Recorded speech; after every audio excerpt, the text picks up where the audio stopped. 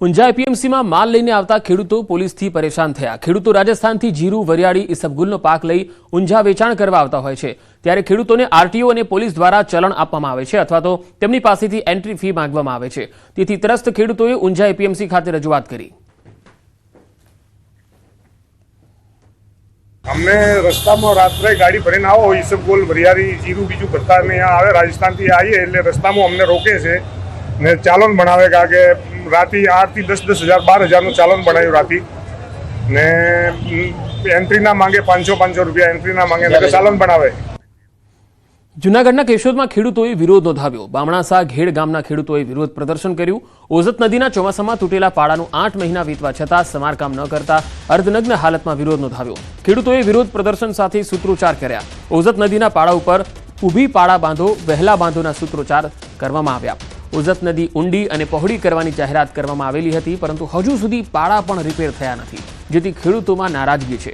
ચોમાસું પણ ફરી નજીક આવે છે ત્યારે તૂટેલા પાડા રિપેર કરવામાં નહીં આવે તો ખેડૂતોની જમીન પર પાણી ફરી વળશે અને ખેડૂતોના પાકને પણ મોટા પાયે નુકસાન થશે। નદીના તૂટેલા પાડા વહેલી તકે રિપેર થાય તેવી ખેડૂતોની માંગ છે। અમદાવાદ, ભાવનગર અને ભરૂચમાં 8 વાગ્યા સુધી આગાહી કરવામાં આવી છે અને આગાહી પ્રમાણે વાતાવરણમાં પલટો થઈ શકે છે। ગુજરાતના 3 શહેરમાં 8 વાગ્યા સુધી વરસાદની સંભાવના છે। અચાનક વાતાવરણ બદલાય તેવી સંભાવના છે।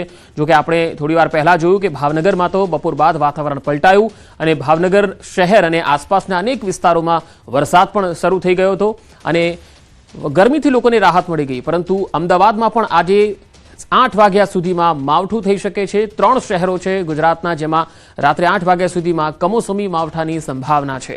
અમદાવાદ અને ભાવનગરમાં તેમજ ભરૂચમાં પણ વરસાદની સંભાવના આજે વ્યક્ત કરવામાં આવેલી છે। રાત્રે 8 વાગ્યા સુધીમાં આ 3 શહેરમાં વરસાદ થઈ શકે છે। સુરતમાં ફરી એક શાળાની મનમાની સામે આવી। પાંડેસરા વિસ્તારથી ચોંકાવનારો મામલો સામે આવ્યો। આરટીઈ હેઠળ પ્રવેશ મેળવેલ વિદ્યાર્થીના શ્રમિક પરિવારને શાળાની ખુલ્લી ધમકી।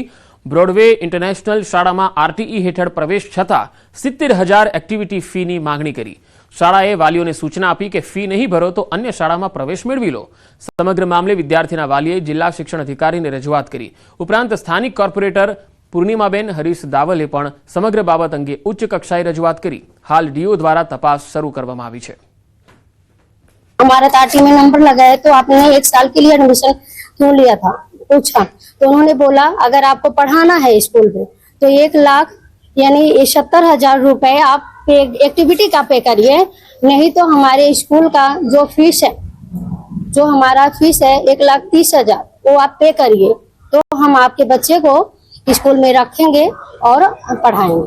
છેવાડાના માનવી સુધી સરકારી યોજના પહોંચે એ હેતુથી જ્યારે બાળકોને પણ ભણવા માટેનો સારામાં સારી સ્કૂલની અંદર શિક્ષણ આપવામાં આવતું હોય તો પછી આ પૈસાની માંગણી કરવામાં આવે એ કેટલી યોગ્ય છે?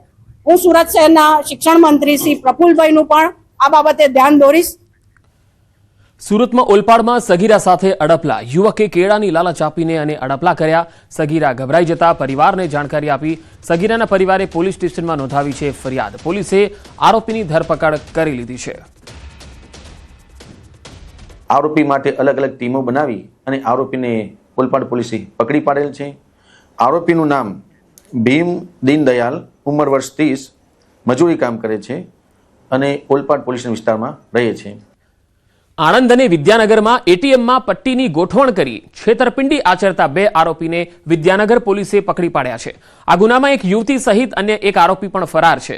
આરોપીઓની અનોખી મોડસ ઓપરેન્ડી સામે આવી। એટીએમમાં નાણાં ઉપાડવા જતા ગ્રાહકોના ખાતામાંથી નાણાં ડેબિટ થઈ જતા, પરંતુ રૂપિયા એટીએમ મશીનમાંથી નીકળતા નહોતા, કારણ કે આરોપીઓ પૈસા નીકાળવાની જગ્યાએ ટેપ મારી રાખતા। ગ્રાહકના ગયા બાદ ટેપ ખોલી પૈસા ઉપાડી લેતા। ખાતામાંથી રકમ કપાતા અને એટીએમમાંથી નાણાં ન મળતા ગ્રાહકોએ બેંકમાં ફરિયાદ કરી, જે બાદ બેંકના મેનેજરે પોલીસ ફરિયાદ નોંધાવી।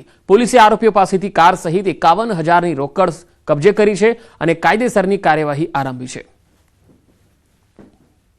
નાના બજારમાં જે એસબીઆઈના એટીએમમાં જ્યારે કોઈ પણ કસ્ટમર પૈસા વિથડ્રો કરવા જાય એના પહેલા તે એટીએમમાંથી જે જગ્યાએથી પૈસા નીકળતા હોય એ જગ્યાએ ટેપ મારી દેતા, એટલે કસ્ટમર જ્યારે પૈસા વિથડ્રો કરે ત્યારે પૈસા બહાર નહોતા નીકળતા અને કસ્ટમર પૈસા ના નીકળે એટલે પોતાના ઘરે કે પોતાના જતો રહે। ત્યાર પછી તેઓ આ જ એટીએમમાંથી પ્રવેશી ટેપ હટાડી અને પૈસા જે પણ વિથડ્રો કરેલા હોય એ પૈસા લઈ લેતા। ભરૂચના અંકલેશ્વરના ગોયા બજારમાં સરકારી શાળામાં મોટી દુર્ઘટના ટળી ગઈ. મુખ્ય શાળા નંબર 1માં મધ્યાહન ભોજન બનાવતા સમયે ગેસ સિલિન્ડર લીક થતા આગ ફાટી નીકળી. શાળામાં આગ ફાટી નીકળતા દોડધામ મચી ગઈ. સલામતીના ભાગરૂપે 190 વિદ્યાર્થીઓને અન્ય જગ્યાએ ખસેડાયા.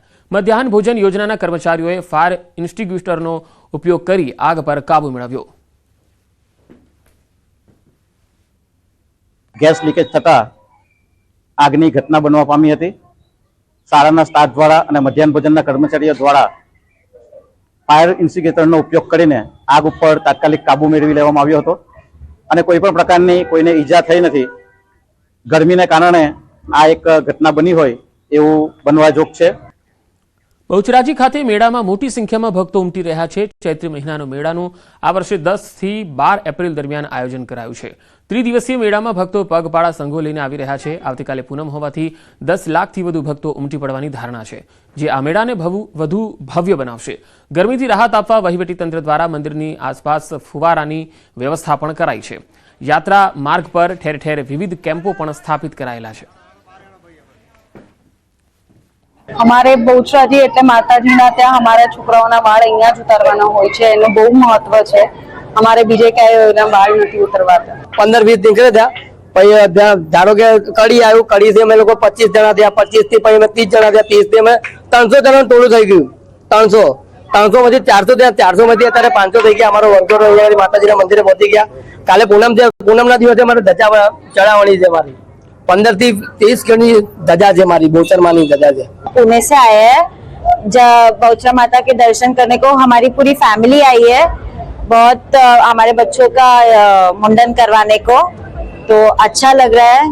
बहुत गर्मी बहुत है लेकिन वो जो फाउंटेन का वगैरह वो बहुत अच्छा किया हुआ है. અને અહીંયા પહેલી વાર જ આવ્યા છીએ અને અહીંયા 150 મણ તરબૂચ છે અને તરબૂચ 2 દિવસ કે 1 દિવસ જે પૂરા કરવાના છે.